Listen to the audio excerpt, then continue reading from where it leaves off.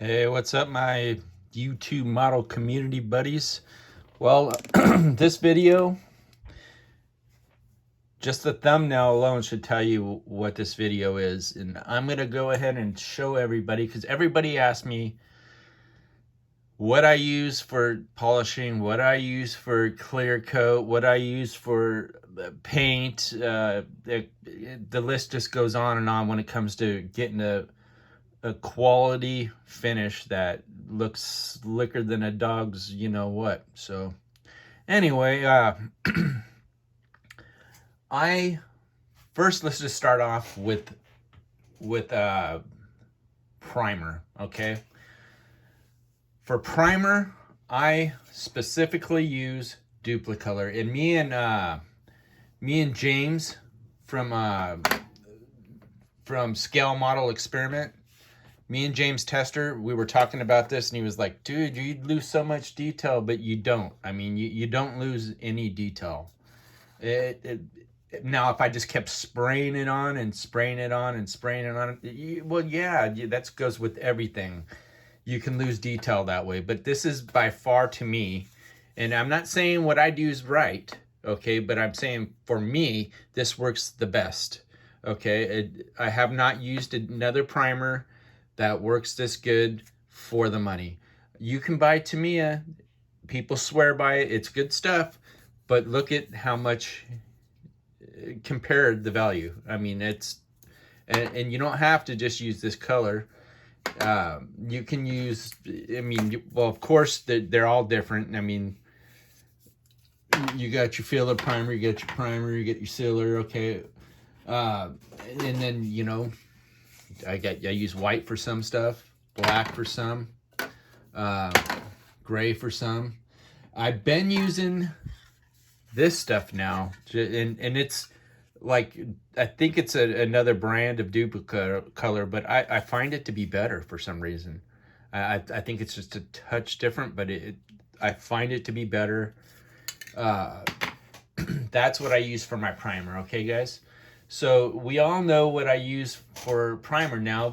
So now what I use for most of my paint jobs, and I'm not saying everything. I'm a big scale finishes fan, okay? And this is kind of the colors I used on this car, on the little coffin, okay? So I'm a really big scale finishes fan, scale finishes, so I'll put that up there. You put in Chuck's 10, and you guys will get a 10% discount. That stuff is so good. And I just bought the textured stuff. I haven't tried it yet,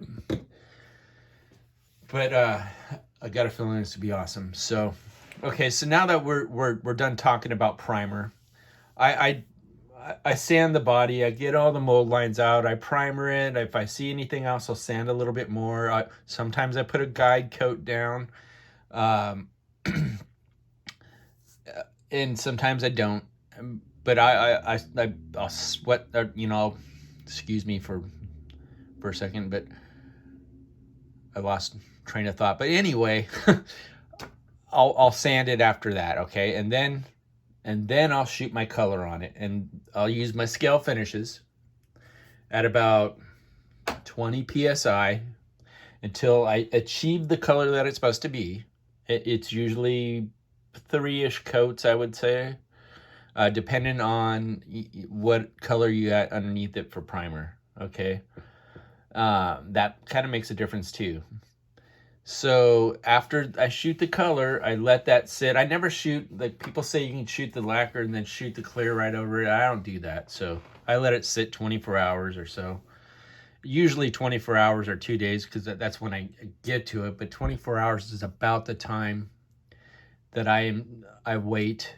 Like, and I'll come back the next day, same time, and I'll go ahead and I'll shoot the clear. I use Omni Clear, okay? Now the other Omni Clear that's this color, this is hardener, so, but the one that's this color is it's the fast drying stuff. I don't use that. It's just hard to work with, so I use this one, the MC 161. It's 2-to-1, so it'll be like if you're doing an ounce, you'll have a quarter, like half ounce or half an ounce, So that's 2 parts. No, you'll have a quarter. So you'll have a little cup like this. It'll be a quarter, 1-to-1, okay? And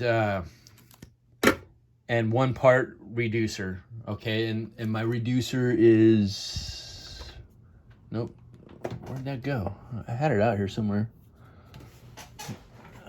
Right, it's hiding behind the primers. This is House of Color urethane reducer, okay? I put it in here because it's got this little flip top here that I can just easily kind of put it in there. So I like it in there, but I don't have to have the whole gallon of it out here. So then I reduce it. I spray a coat. I wait 5 minutes. I'll spray another coat on. The first coat's always a mist coat. The second coat's a little heavier. And I'll wait another 5 or 10 minutes. And then again, I'll put another coat on. Usually three coats is about where it's at. And as I'm doing that, I'm spraying 1 coat on here, 1 coat on here, and then 1 on any other clear parts I have. And then I do everything the same. When it comes to painting, 1 coat there, 1 coat here, 1 coat here, until, so everything's even. It's the same shade when you're done. That's how I do it. Now, I'm not saying what I'm doing is correct or it's the right way, but that's how I do my paint, okay? And my clear. So now we got the clear shot on it. I usually let the clear sit for like 3 days. And they say it's safe to go and wet sand it in a day, and if that suits you, you know, go ahead and knock your socks off. I'm not going to tell you not to do it. I don't do that. I wait like 3 days. I know it's hard enough, and it's easy. It's still good to work with. When I'm wet sanding, sometimes I'll take, I'll take tape,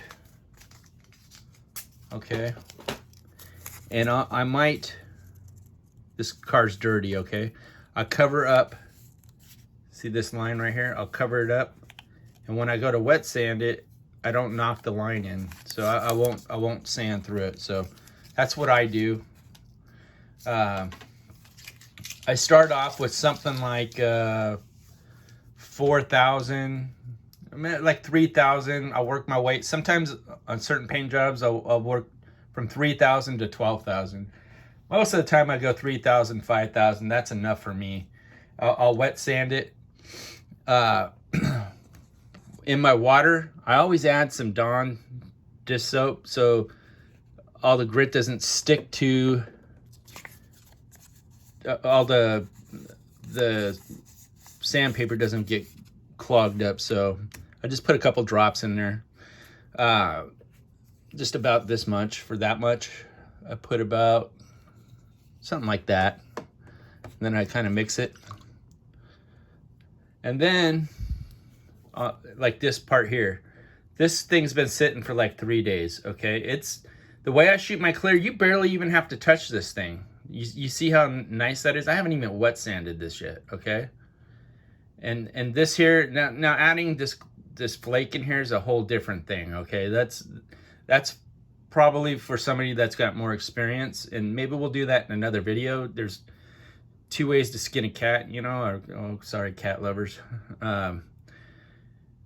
But there's more than one way to do this. So like right here, you can see that little crap that's in there. What I do is I like using this sponge stuff, okay? So we're gonna go basic. What I do is, I don't know if you can see it.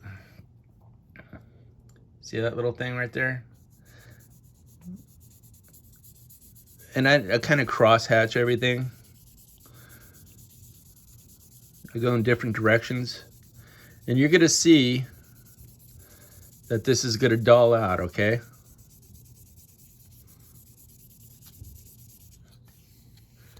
And you'll be able to see how dull that's getting. And if you have orange pill, it'll flatten it out. Okay, I know that's still there, but it's hard to do this on video. So you can tell the difference between here and here, okay? Don't worry, that's what it's supposed to look like. Okay, it took me a long time to learn how to do this. So this, I'm just gonna teach you guys right out. So just straight away. So you guys don't have to spend 2 years trying to figure this out and thousands of dollars in supplies.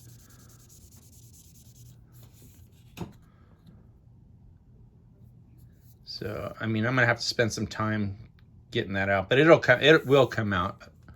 So, and then when it's like this, I get a microfiber cloth, which I keep all mine over here. Let me see.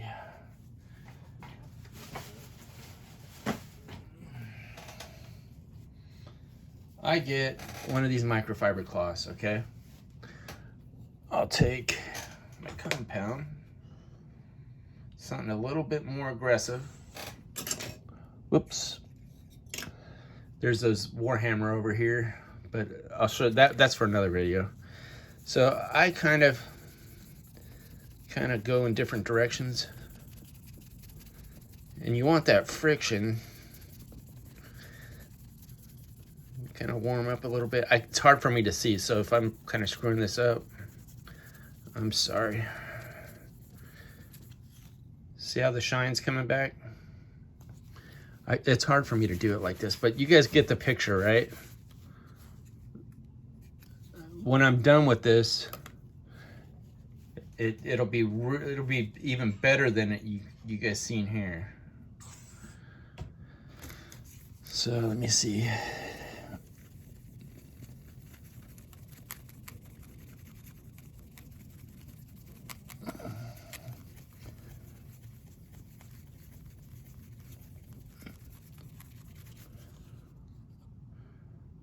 The shine's coming back.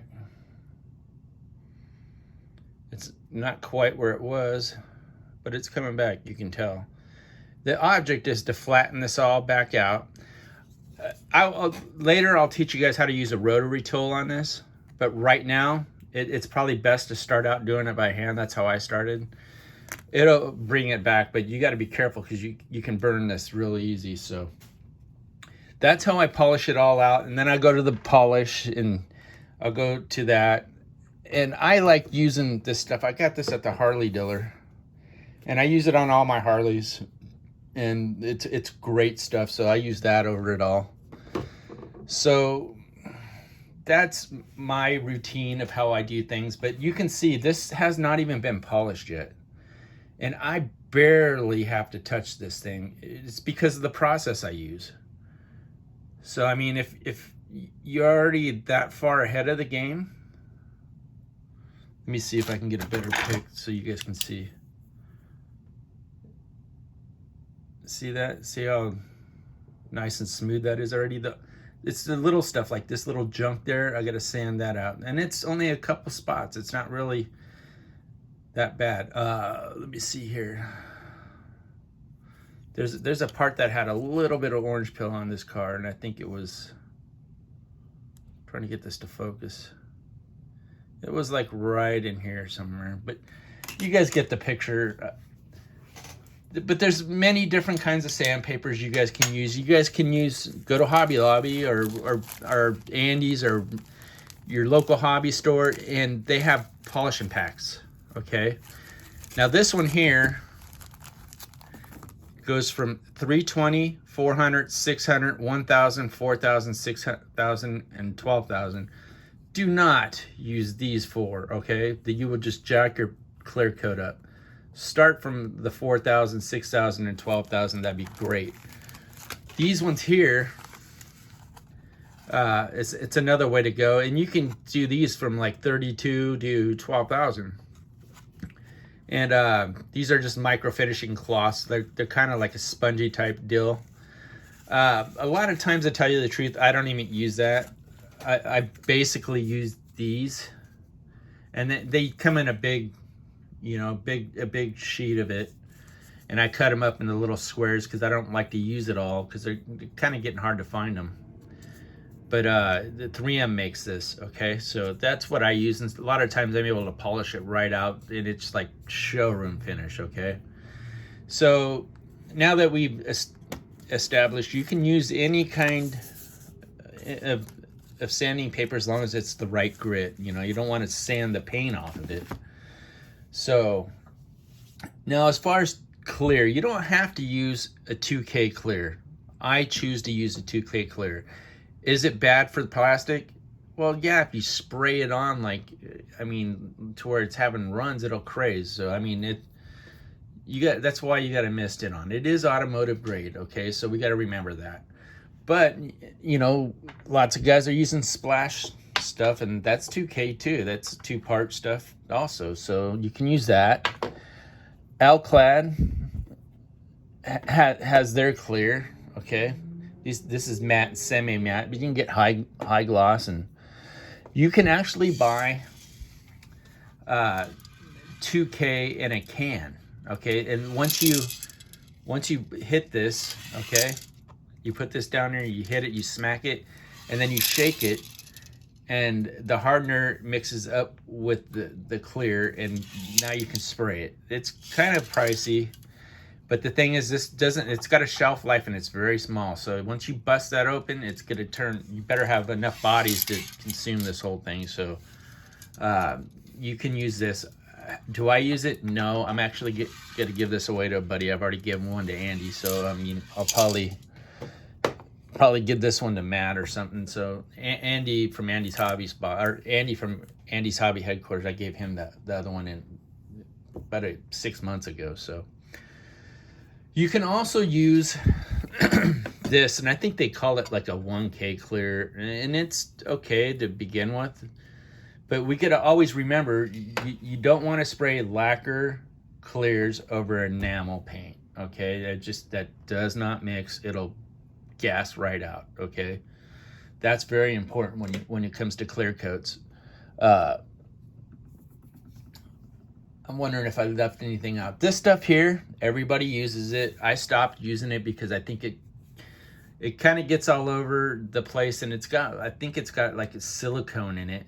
And once you start getting it all over your workbench, it works awesome. Just don't use it by where you're going to be working on before clear coats and stuff. Just because I've got some fish eyes after I used this stuff one time, and this stuff's kind of hard to clean off of everything. So it's good to take to a show and clean your cars up there with, though.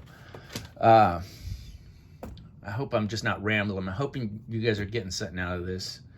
This is a long video, and I'm just gonna, I can't do a video like this in 10 minutes. So I hope this explains my process of how I do things, and the materials that I use.